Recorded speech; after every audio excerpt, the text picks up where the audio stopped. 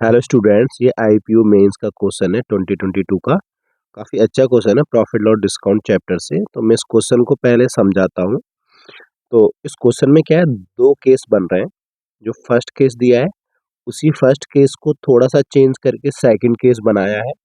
तो जो first case है, जो ओरिजिनल जो फर्स्ट केस है, वो फर्स्ट केस में क्या कह रहा है, एक आर्टिकल का कुछ कॉस्ट प्राइस दिया है। कितना दिया है कॉस्ट प्राइस आर्टिकल का? ₹P दिया है। ठीक है। और इस कॉस्ट प्राइस को उसने मार्कअप कितना किया है? Q% मार्कअप किया है। मतलब उस कॉस्ट प्राइस को Q% बढ़ा दिया। मार्क प्राइस आ गया। फिर क्या किया है, उस पर डिस्काउंट दिया उस मार्क प्राइस पर। कितना? 25%। फिर उसको प्रॉफिट हो रहा है, कितना हो रहा है? Q+20। यहाँ Q लिखा हुआ है यहाँ पे, और यहाँ पे 20 लिखा है। Q+20 rupees. ये जो प्रॉफिट है ये रुपया में हो रहा है। क्लियर? ओके। तो फर्स्ट केस हो गया। तो पहले फर्स्ट केस के बारे में लिख देता हूँ। Case 1, first case. First case में कॉस्ट प्राइस कितना दिया है? ₹P। और मार्कअप कितना किया है? मार्कअप। अब मार्क का समझते हैं ना, कॉस्ट प्राइस को बढ़ा देना। तो मार्कअप कितना किया है? Q%। तो उसने कॉस्ट प्राइस को Q% बढ़ा दिया। फिर क्या किया है इसने, इस मार्क प्राइस पे डिस्काउंट दिया है। कितना? इस मार्क प्राइस पे डिस्काउंट कितना दिया है? 25%। फिर इसको प्रॉफिट भी हो रहा है। कितना हो रहा है प्रॉफिट? प्रॉफिट हो रहा है इसको Q+20 रुपया। Q+20 रुपया का प्रॉफिट हो रहा है। ये केस 1 हो गया। अब सेकंड केस और है, दूसरा केस और दिया है। सेकंड केस की बात करते हैं। तो केस 2, केस नंबर 2। तो सेकंड केस में क्या बोल रहा है ये? सेकंड केस में बोल रहा है कॉस्ट प्राइस तो आज भी उतना है। कॉस्ट प्राइस वही है इसका, कॉस्ट प्राइस को चेंज नहीं किया है। तो कॉस्ट प्राइस पहले कितना था? ₹P। आज भी इसका कॉस्ट प्राइस ₹P है। ठीक है। लेकिन इसने बोल रहा है ना, इफ, यहाँ से सेकंड केस शुरू है। लेकिन इसने मार्कअप कितना किया है? Q+5। जो मार्कअप है ना, वो कितना कर दिया है इसने? Q+5%। ये मार्कअप किया है। पहले Q% था, अब Q+5% हो गया। ठीक है। और क्या कह रहा है, जो same percent of discount, discount percent same है। पहला डिस्काउंट परसेंट कितना था? 25%। आज भी डिस्काउंट परसेंट सेम है। कितना होगा? 25% होगा। क्लियर? और क्या हो रहा है, उसको प्रॉफिट हो रहा है कितने का? प्रॉफिट कितने का हो रहा है? Q+65 रुपीज का उसको प्रॉफिट हो रहा है। तो ये दो केस है।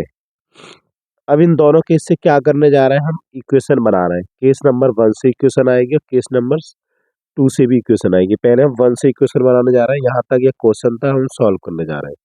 तो 1 से इक्वेशन बनाएंगे तो हमको इसमें दिया क्या है? प्रॉफिट दिया है। हमको क्या दिया है? प्रॉफिट दिया है। तो प्रॉफिट को लेके चलेंगे। तो प्रॉफिट क्या होता है? SP-CP equal to profit. हम SP-CP क्यों करने जा रहे हैं? क्योंकि हमको प्रॉफिट गिवन है ना, इसलिए। तो एक्चुअल में इसका कॉस्ट प्राइस हमको कितना दिया है? ₹P दिया है। मार्कअप कितना किया है?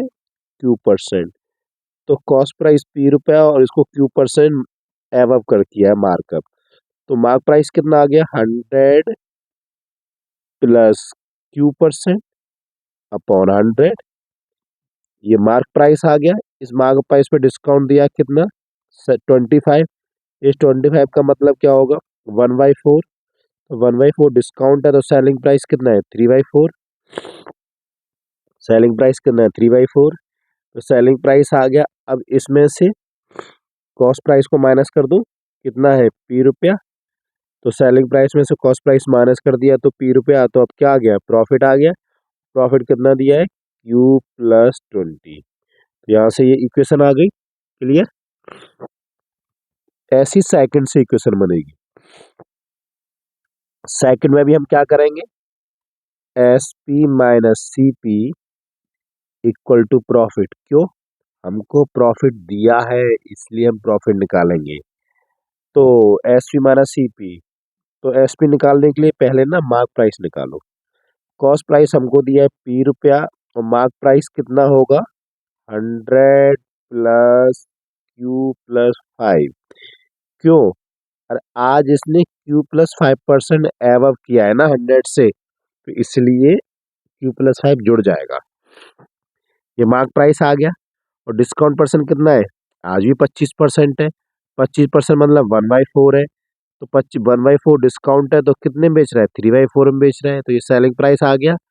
अब इस सेलिंग प्राइस पे कितना, ये सेलिंग प्राइस आ गया। अब इसको इसका सीपी कितना है? सीपी आज भी इसका पी है ना, selling price minus CP cost price क्या आ जाएगा? प्रॉफिट आ जाएगा। कितना दिया है? Q+65 rupees. ये आ गया। तो ये केस नंबर 2 हो गया। दो केस हो गए। तो अब क्या करेंगे? केस नंबर ये 1 से जो इक्वेशन आई है इसको हम इक्वेशन नंबर 1 बोल रहे हैं, और केस नंबर 2 से जो इक्वेशन आई है इसको इक्वेशन नंबर 2 बोल रहे हैं। ठीक है। तो हम 2 में से ना, हम इक्वेशन नंबर 2 में से हम इक्वेशन नंबर 1 घटा देंगे। 2 में से 1 घटा देंगे ना।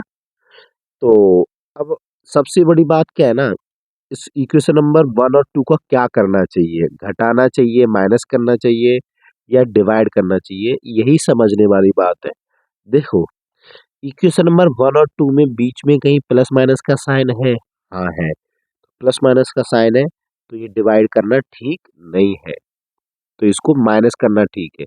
हाँ, बीच में कहीं भी प्लस माइनस का साइन नहीं होता तो देखो यहाँ पे प्लस माइनस का साइन है, ये देखो माइनस का साइन है, यहाँ पे प्लस का साइन है, यहाँ पे माइनस का साइन है, यहाँ प्लस का साइन है। तो इसीलिए प्लस माइनस के साइन की वजह से ना ये हमको माइनस करना चाहिए इन दोनों इक्वेशन को आपस में। हाँ, ये प्लस माइनस का और ये प्लस का, ये माइनस का और ये प्लस का साइन नहीं होता ना, तो हम डिवाइड करते। आई होप मेरी बात समझ में आई होगी। यही कॉन्सेप्ट की बात है इसमें, और कुछ नहीं है कॉन्सेप्ट। तो अगर हम इक्वेशन नंबर 2 में से 1 को माइनस करेंगे तो पता है क्या आएगा? इक्वेशन नंबर 2 लिखिए पहले, इसको मल्टीप्लाई करके लिख दूं मैं अंदर, मल्टीप्लाई करके लिख देता हूँ। पी से भी अंदर मल्टीप्लाई कर दो और 3/4 से भी कर दो। तो पी से करेंगे और 3/4 से करेंगे, पहले 3 से करेंगे 100 में तो 300 हो जाएगा, और पी से करेंगे तो कितना हो जाएगा? 300 पी। और ये 5 भी तो था, इस 5 का भी ध्यान रखिए। तो एक साथ मल्टीप्लाई कर देता हूँ मैं। 100 + 5 105 इंटू 3 करेंगे तो 315, 315, और पी से भी होगा तो 315 पी हो गया, प्लस 3 PQ। और नीचे क्या है? बाई 100 और बाई 4, तो 400 हो जाएगा।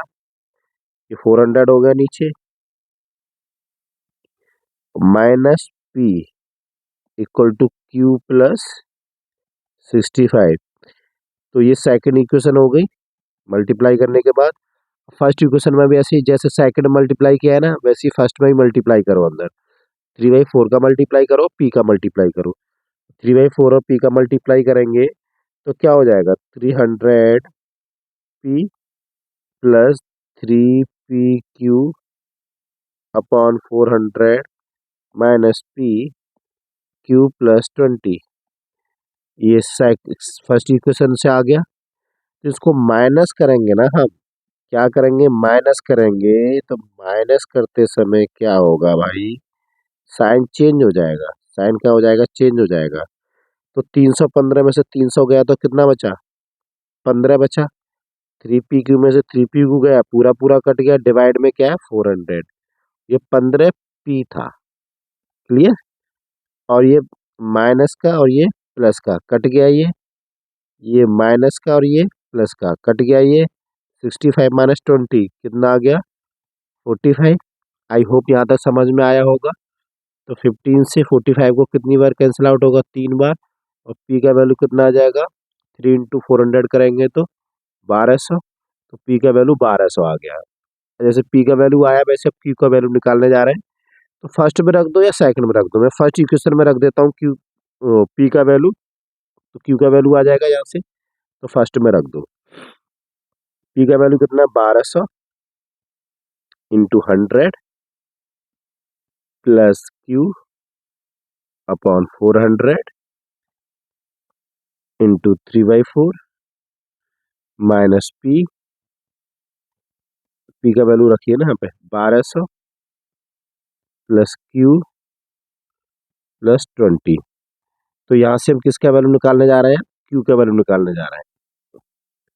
यहाँ पर दो चीजों का मल्टीप्लाई छूट गया है, यहाँ पर 3 आएगा, ठीक है, यहाँ पे 3 आएगा और क्यू के साथ 1200 आएगा। तो 3 का भी तो अभी मल्टीप्लाई हुआ नहीं है, लेकिन इसका ये वाली जो कैलकुलेशन है थोड़ी सी लेंदी है, थोड़ा ध्यान से करना पड़ेगा। तो ठीक है, तो अभी मैं 3 को बाहर ही रखता हूँ, लेकिन यहाँ पे क्या आ जाएगा? 1200 आ जाएगा। यहाँ पे 1200 लिख देता हूँ मैं और 3 बाहर रहेगा।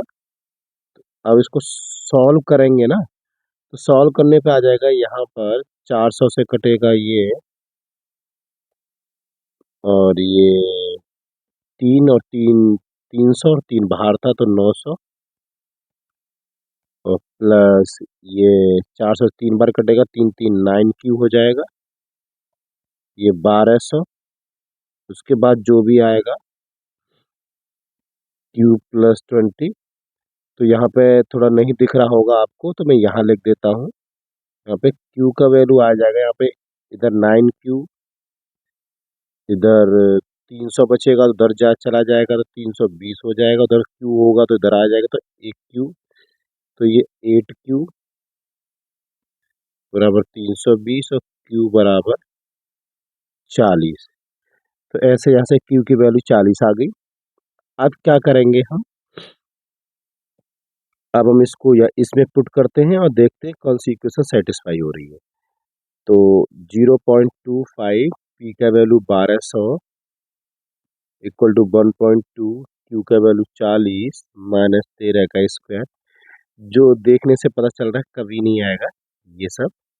तो यहाँ से कितना आ जाएगा? 300 आ जाएगा।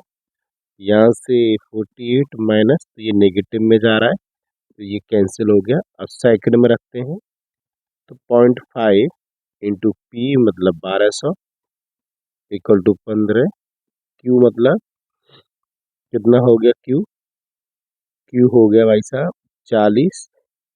तो यहाँ से कितना आ जाएगा? ये 600, इधर से भी कितना आ गया? 600।